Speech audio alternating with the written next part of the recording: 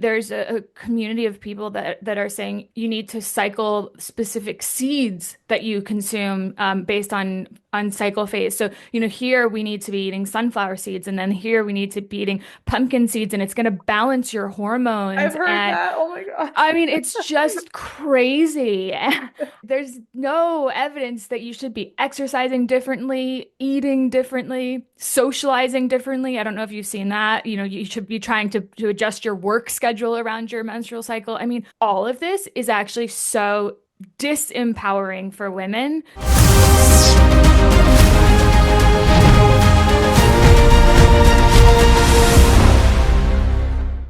Dr. Lauren, welcome to the podcast. Thank you so much for having me.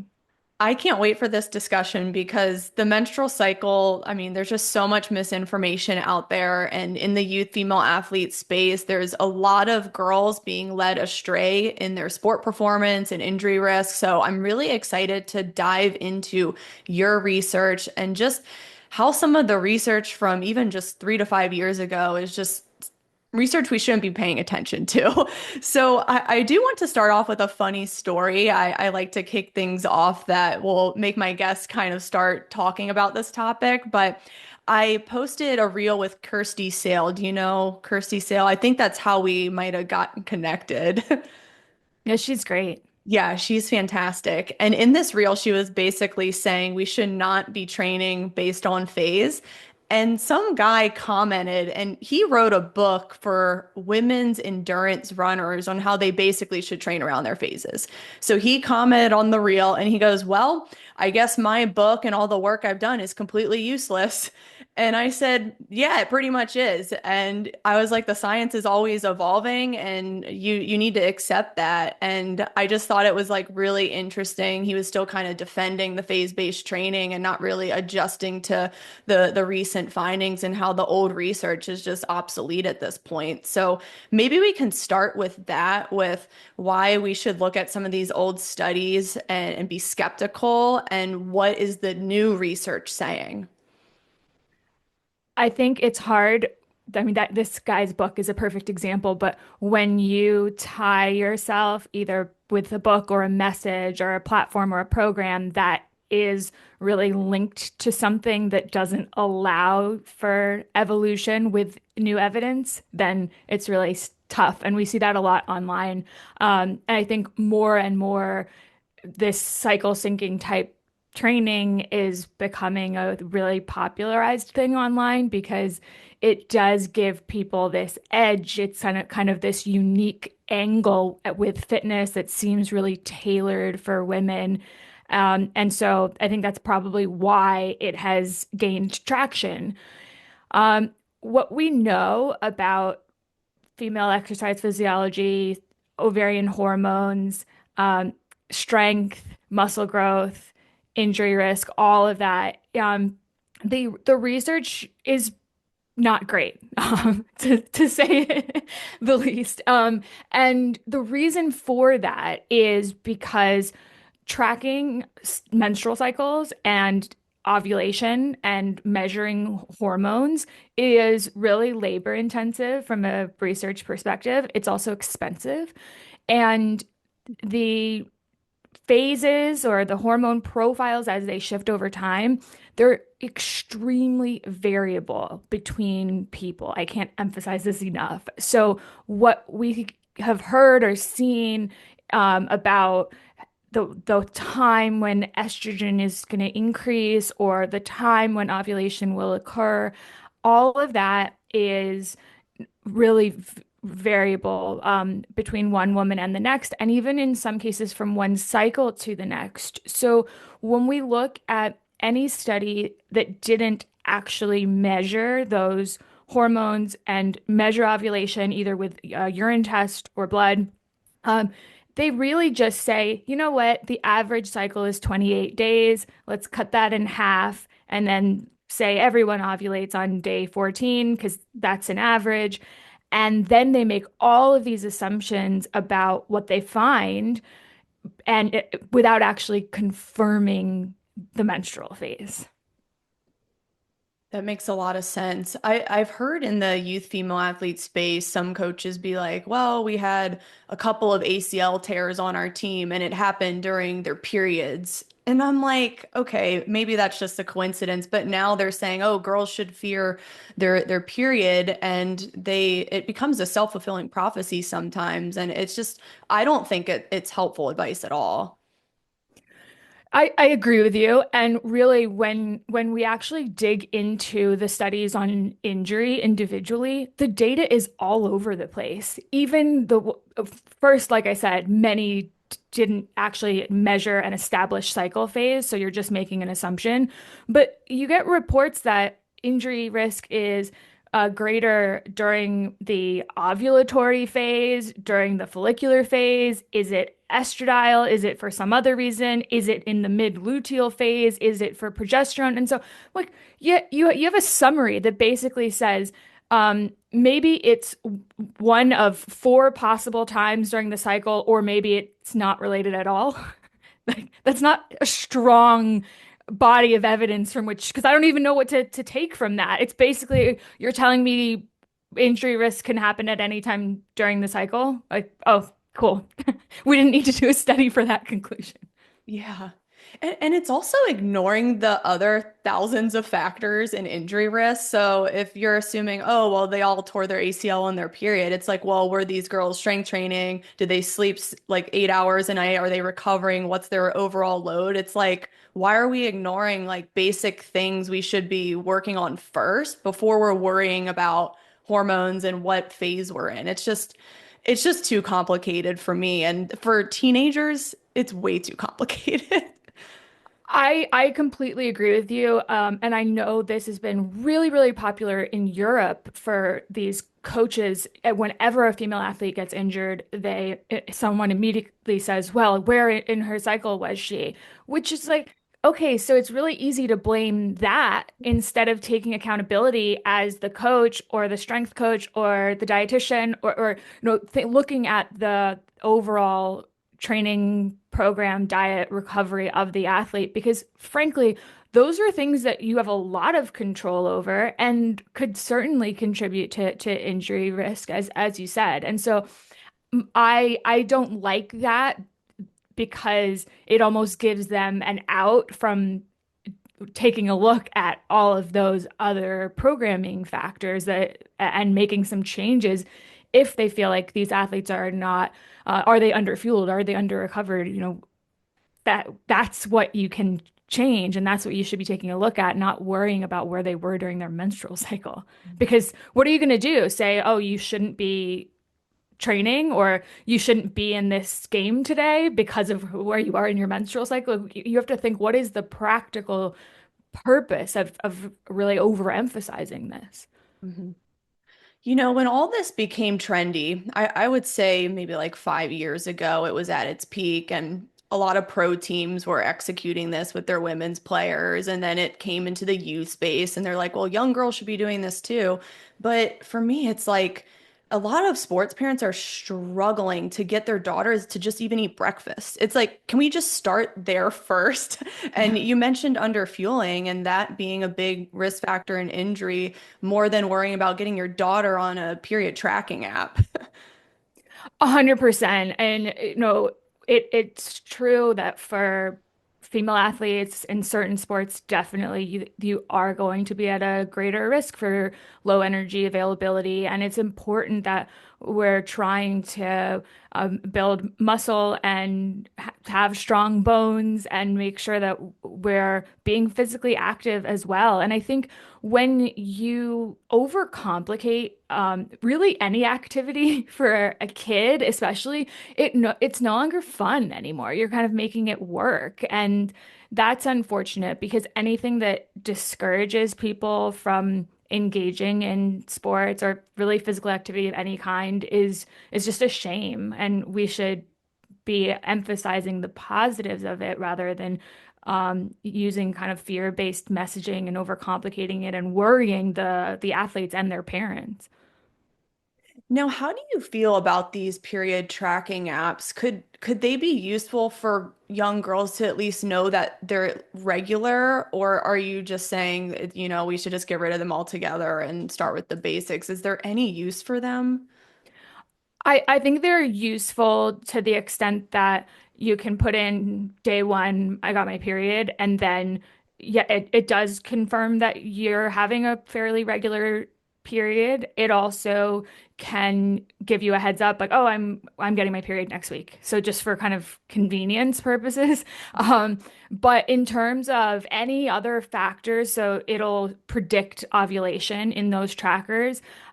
Those are really, really inaccurate. They're just kind of assuming a relationship between your average cycle length and the timing of ovulation. And when I've measured this in a lot of women over a lot of cycles, I actually see that there are kind of earlier and later ovulators, and that doesn't really relate to your cycle length necessarily. So if I just assume based on this prediction that these apps are using that my ovulation is going to be here, I could be off by as many as 5, 6 days in either direction. So it's really not useful for that.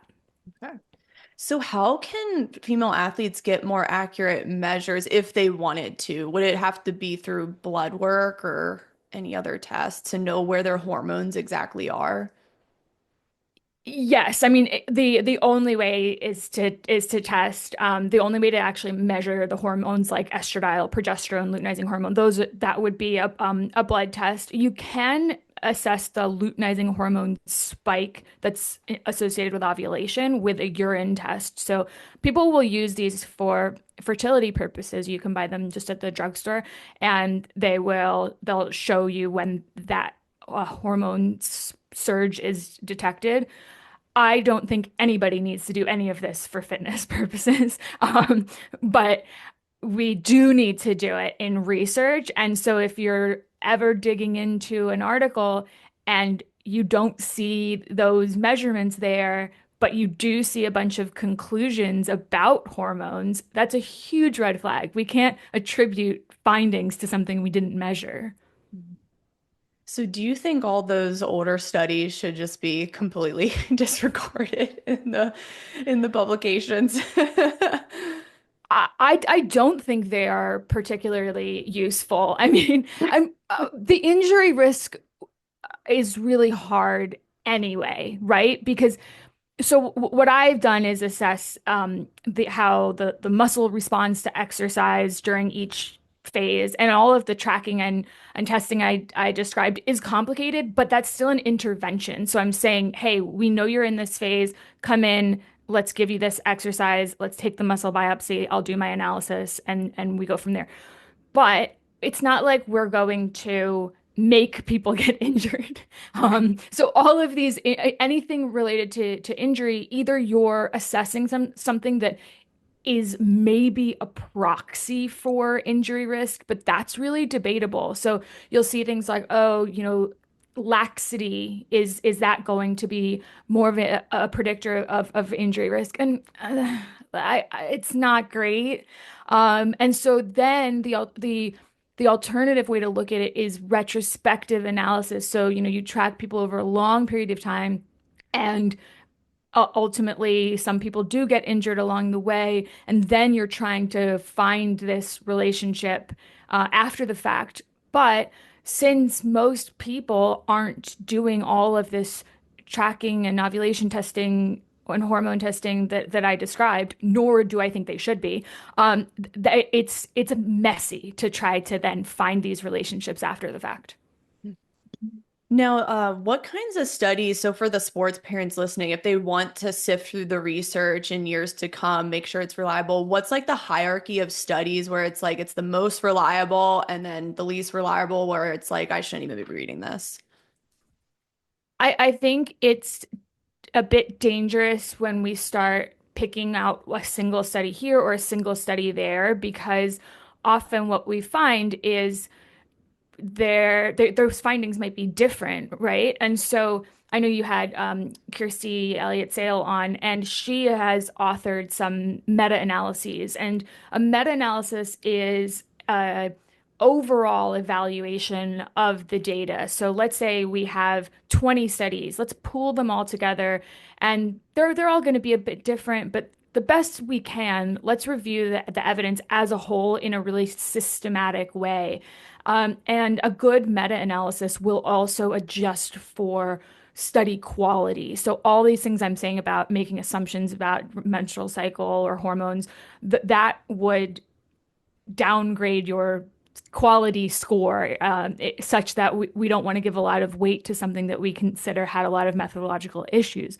So these can be really good starting points because they remove the possibility that we're going to put too much weight or emphasis on the findings of one single study and instead look at the literature as a whole. And the meta-analysis that she's done on menstrual cycle performance, on oral contraceptive pills, they all really show that, maybe there's a few studies that are kind of pointing in one direction or the other, but on the whole, there's really not a big effect here. And so this is probably not something that we need to be concerned about.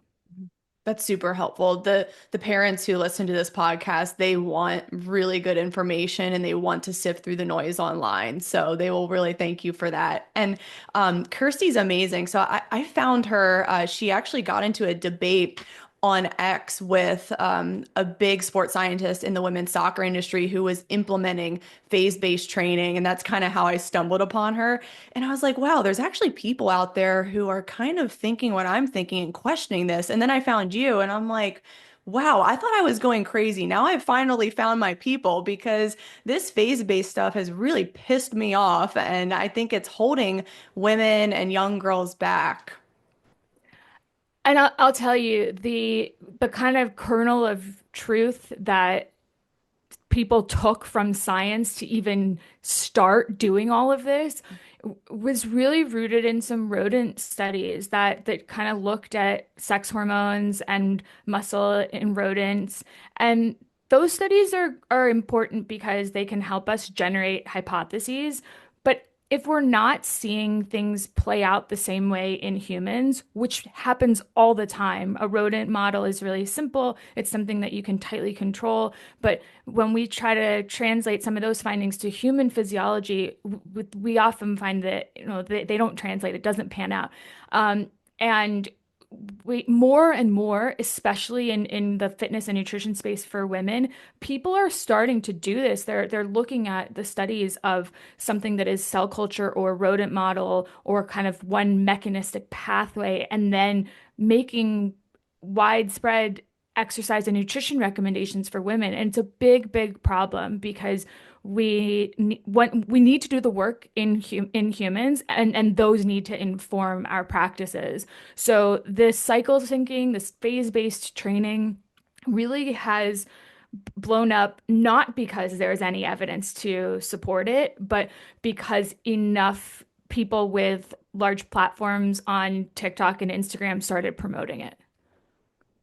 I wondered about that because it definitely is a trend. And I just saw people hop on the bandwagon to either sell something or kind of like set themselves apart or get an edge. Like, I offer this and my training's super customized based on your cycle. And for a lot of women and girls, they fall prey to that. And these people know this. And it was just really frustrating. And I've just seen some crazy things like, oh, during your ovulatory phase, you can 1 rep max because of testosterone, or maybe you should cut back during the luteal phase and up your protein. So, like, how much truth is there to that with just like gym gains during certain phases or protein breakdown? I mean, is there any truth to this? Is it even like a big impact on the human body?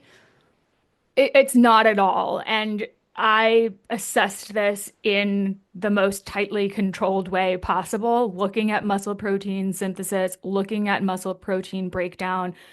Every woman went through this protocol in the high estradiol phase, so right end of the follicular phase, right before ovulation, and then the high progesterone phase in the mid luteal. there were no differences in protein synthesis or breakdown. The muscle response to exercise was the same, if, regardless of phase. And I think you really nailed it when you say people are falling prey to this because it sounds custom and it sounds female specific. And people are using these kind of buzzwords like, I'm a hormone coach, or No. and you you're not. That doesn't exist, and you don't. No one needs a hormone coach, even if they did exist. No, But they don't. That's not credentialed. I've seen crazy things like we're going to have this type of latte during your luteal, your nutrition's so custom and it's going to help your gut microbiome. I'm like, what? What are you saying? Like, It gets so crazy. There's a community of people that are saying you need to cycle specific seeds that you consume based on cycle phase. So, here we need to be eating sunflower seeds, and then here we need to be eating pumpkin seeds, and it's going to balance your I've hormones. heard And that. Oh my gosh. I mean, it's just crazy. Um, there's no evidence that you should be exercising differently, eating differently, socializing differently. I don't know if you've seen that. You should be trying to adjust your work schedule around your menstrual cycle. I mean, all of this is actually so disempowering for women to come and say, you know what, everything about your whole life is about your menstrual cycle and your hormones, and let's make everything 10 times more complicated when really it used to just be like, hey, maybe you have some menstrual cramps or other kind of PMS type symptoms, and let's address those. Otherwise, we don't need to talk or think about the cycle for the rest of the month. And now we've just gone completely in the other direction where apparently everything you do is related to your menstrual cycle. Oh my gosh, you just opened a can of worms. The worst ones are like the work-life balance accounts where they're like, "Oh, during the luteal phase, don't schedule any important meetings." And it's like, "Screw you guys. I'm an entrepreneur over here. I can't just like up and cancel things or, not coach my athletes. Like this is insane." And like you said, I think it's actually regressing women to not be proactive and just mitigate their symptoms with just basic lifestyle changes. And I kind of wanted to expand there with the symptoms. So maybe if girls and women are experiencing these, just what are some basic tools that they can do? I think definitely having some kind of element in your training program that allows you to back off the intensity or switch up an exercise or even just skip the gym that day or practice or if you're feeling really bad. But typically if you get really bad menstrual symptoms, it'll probably only be for a day or two. So this in my mind is very different than talking about weeks of adjusting your training or your nutrition or any of that. This is really the same way that I would approach a training session if I just wasn't feeling very well or I had poor sleep or I was jet lagged or really stressed out or I think any good program should have a bit of flexibility to it because we don't feel amazing and motivated and ready to go for a PR every single time we train. And so I think that's just smart programming. It's not really menstrual specific. Mhm. You mentioned progressive overload earlier, and I think it kind of comes back to what we were talking about. Like, why would we all of a sudden one rep max when we're in our ovulatory phase or feeling really good? Like, we're kind of going against just like the 6 to 8 week progressive overload cycles that we should be doing anyway. So to just like abruptly change something like that, I feel could be more harmful for female athletes. I completely agree. A lot of these programs will say, oh, for these 2 weeks, you should really go hard. And then for this 2 weeks, you should just do some gentle stretching and walking.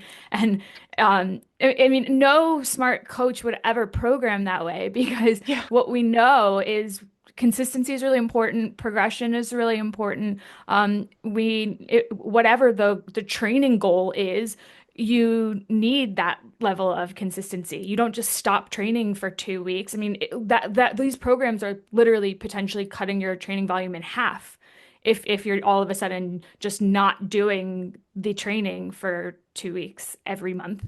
So I think we need to start go back to basics and realize that, hey, you know what?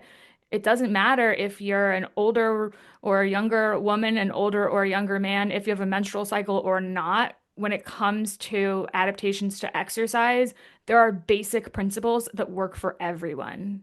Mhm. Now, where do you think all this is going to go with like just in the next few years of research? What do you think we're going to be focusing on more when it comes to the menstrual cycle and performance and women's health? I think we are seeing more and more that the menstrual cycle is something that maybe isn't as important when it comes to a lot of outcomes in exercise physiology. And that's actually really good news because that's one of the reasons why so many scientists have been hesitant to study women because they say, oh, it's going to be such a pain to try to standardize all of this training or testing around their menstrual cycle phase. So it's just easier to study men. My work and the work of others coming out, it shows that, hey, we don't need to worry about standardizing it or at your testing or your training, even in a research setting. So I hope that will mean more researchers will be open to studying women and we'll just get more women's health and performance research in general. Mhm. Yeah, that's brilliant. And I think when all this was just being talked about so much, a lot of young girls and female athletes were just they were freaking out. They were overcomplicating it. They were fearing their periods. They were fearing injury. And I definitely think there's a psychological piece to all this where we shouldn't, like you said, we shouldn't really have to worry about this anymore. And I know a lot of people be like, well, you guys aren't scientific, you're not innovating. And I'm like, no, I'm just trying to sell people common sense here. Yeah, I mean, I would argue that the people who are really leaning into this are promoting what is essentially fear-based messaging because if I tell you, hey, you're really likely to get injured next week, I mean, the psychological implications of that alone are going to affect how you perform because you're going to be, maybe you won't be as confident in how you get out there. Maybe you will hold back because I've told you, oh, you're really fragile for that week. And so I just I think telling women they should plan on feeling weaker or worse or performing worse. I mean, that is not helpful. That's not productive, and it's potentially harmful. Mhm.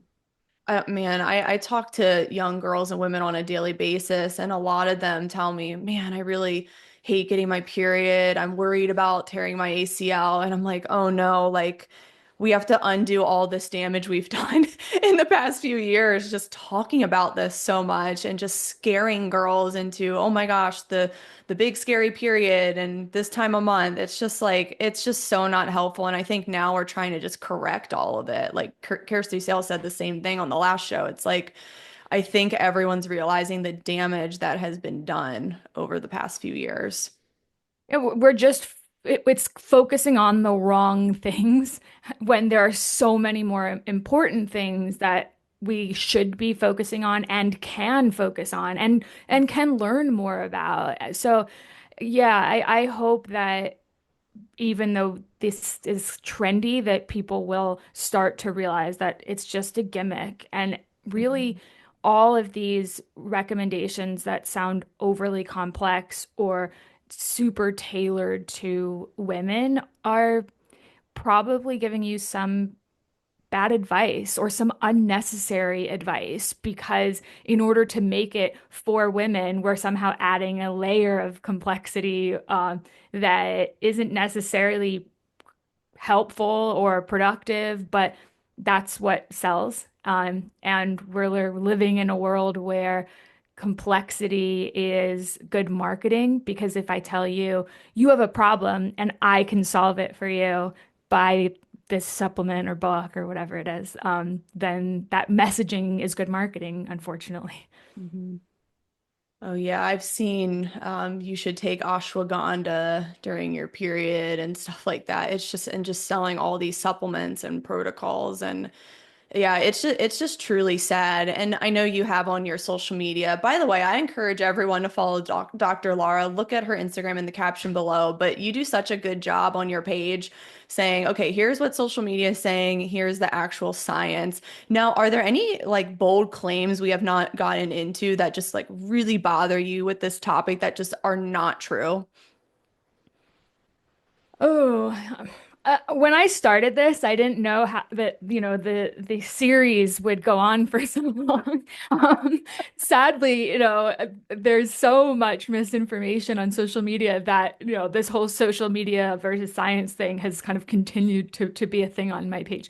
But I mean, when we look at the fitness industry in general, misinformation isn't new. It's kind of been around forever, especially if you're going to look at diets and then supplements and all things like that.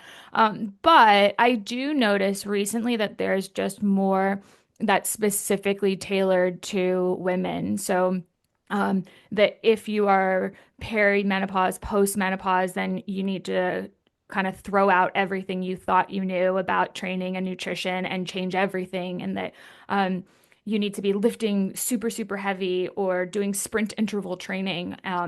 And getting protein 30 minutes after your workout and those kinds of recommendations. None of those are true. You don't need to train any differently just because you went through menopause. And a lot of that messaging too is making people afraid of lifting because some older people are like, "Hey, I don't want to lift heavy. That makes me uncomfortable. I've never lifted weights before." So the idea of going in and doing, 3 rep max training sounds intimidating. And you don't need to do that. You can do sets of 8 to 10. You can do sets of 15 to 20. They're all effective as long as they're challenging. So really, all of the fitness and nutrition advice that's saying this type of physical activity is bad. Here's another one. Don't do any kind of lower intensity running. You must do this sprint interval training. That's a crazy message because most people don't know how to sprint because they've never done sprints before unless you were an athlete. So and if you have bad running mechanics, then sprints are actually a really terrible idea. You could definitely get injured. And not everybody is going to enjoy training that way. There are some people who've been running their whole adult lives, they enjoy it. Um, we should be promoting that because all types and intensities of cardio are great. So there's a lot out there, unfortunately, that is uh, just again, it's making things complicated and then saying you must do this or don't you dare do that. I've seen you talk about creatine a few times too. That seems to be the big buzz in the supplement industry. And I even have parents of teenage girls being like, should my daughter go on creatine? And I'm Mm. like, well, it's very nuanced. So, can you say anything to that topic? Sure. When we look at supplements in general, most of them do nothing. So creatine does a small something, and therefore it's really exciting for everyone. But I'm just putting it in that context of that's in comparison to most other supplements which do nothing. Um, if you are somebody who is lifting weights or doing a lot of high intensity training, creatine might give you a small boost in exercise performance, maybe a small boost in strength, but it's not going to be any sort of noticeable game changer, most likely. So I think the messaging around creatine that, it's this game changer or that it's as effective as exercise for building or maintaining muscle or bone or brain health, all of that is really, really overhyped. It is ineffective for bone density.